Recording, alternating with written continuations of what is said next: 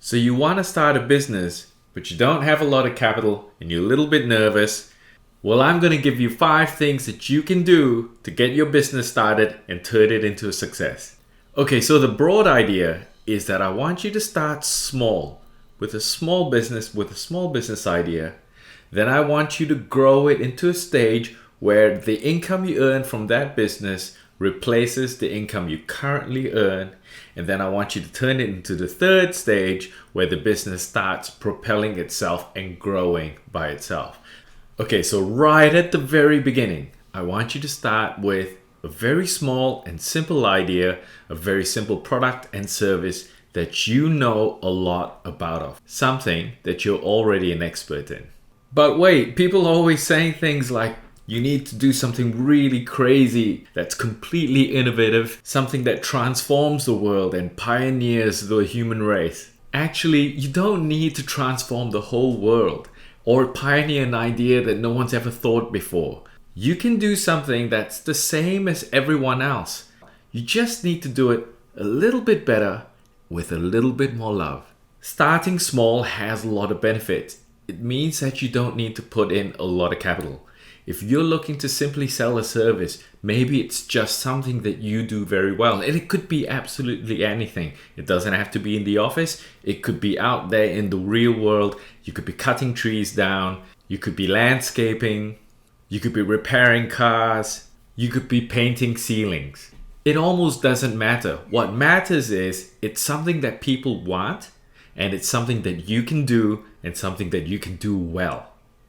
Now that you've fixated yourself on an idea, the next step is I want you to make 3 sales.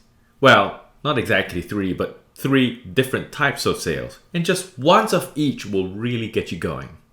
And the first one is I want you to sell it to somebody who you already know.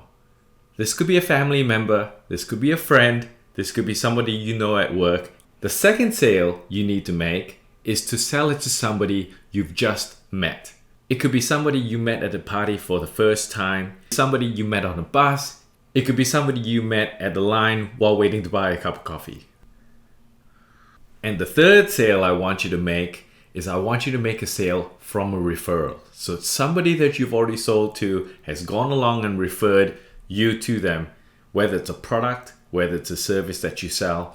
Now, why did I distinguish these 3 different types of sales?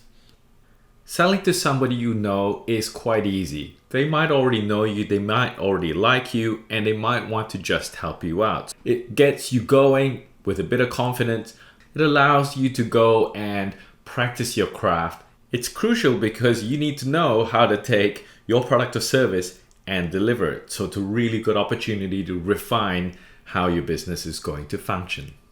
Selling it to someone that you've just met then elevates it to the next level where you need to be able to pitch your product and pitch your service quickly and easily, which is why it comes back to the first thing we talked about.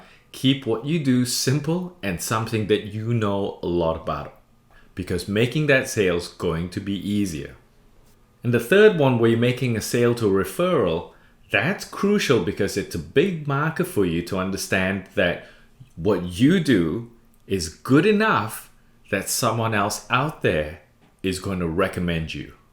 So bringing us to step 3, once you've made these sales, it's time for you to sit back and look at those sales that you've made, look at the business that you've built so far, and ask yourself a few questions. I want you to now retrospectively look back and think, why is it that the person who didn't know you chose to buy from you?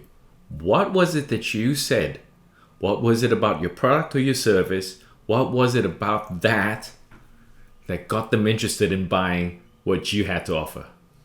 Then I want you to look at the referral and really think about, why did that referral happen? And how easy was it for the referrer to buy from you? Once you've mulled over that long enough, you should then be able to ask the question, where can you find people just like the one that was referred to you? Try to think about the easiest way you can reach these potential buyers without necessarily having to invest in advertising. We are, after all, trying to do this with as little capital investment as possible. This brings us to step 4. Once you know where to go and get this new business, you can start chasing down those opportunities, putting yourself in a place where you can meet potential buyers and getting them to buy from you. Take your learnings and grow your business to the point where it replaces your income plus a 20% buffer on top. The logic simply goes this way. You've managed to make 3 sales.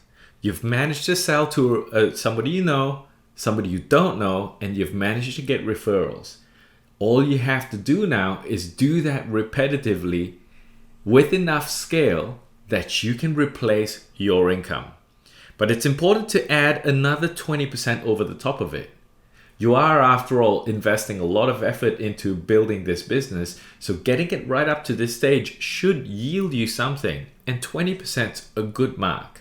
So if you're already earning, say, $5,000 a month, perhaps this means that your new venture should aim to replace your income and get you another 20%, which is $6,000 a month. Remember, you've already made 1 sale. Well, actually, you've made 3. So there's no reason why you can't now replicate it. Once you've created enough income for 1 person plus 20%, hey, you're now in a beautiful stage where you know you can create a single person's worth of income. So the next goal from here is to scale this to a business that can afford 5 people.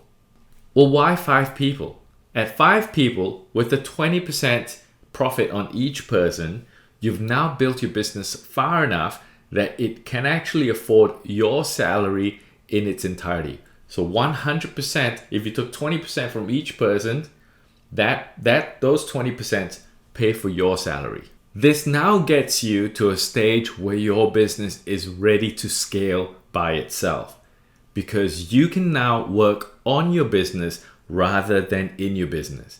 In the first 4 steps that we talked about, you're going to have to do a lot of work to build that business up, and you're going to have to make the sales and do the work and deliver your product. But at the 5th stage, that can start taking a back seat, and you can let the people in your company, in your organization, deliver the product or service. It's now scaled to a point where it can continue to start scaling by itself. Technically speaking, you can take those 20% of salaries and roll it into another role for a person to manage and run your business for you. That's it. That's the 5 steps. In fact, it would be really handy if you grabbed the 5 steps, wrote them down and stuck them on your wall somewhere. So I'm going to recap the 5 steps for you. First, start with something small that you know a lot about, that you have a lot of passion about. Number 2, sell it 3 times. Number 3, look back at your sales and learn why they bought from you and where you can find more of those types of customers. Step 4, grow it to the point where it replaces your income plus another 20%. Step 5, grow your business 5-fold so that it can pay your salary without you having to work in it on a daily basis. So thank you for watching this video. If you enjoyed it, please click the like button. And if you've got any questions for me, please feel free to ask me in the comment section. It's a short one. I'm going to try to make more of these videos coming up, so please stay tuned. See you guys later.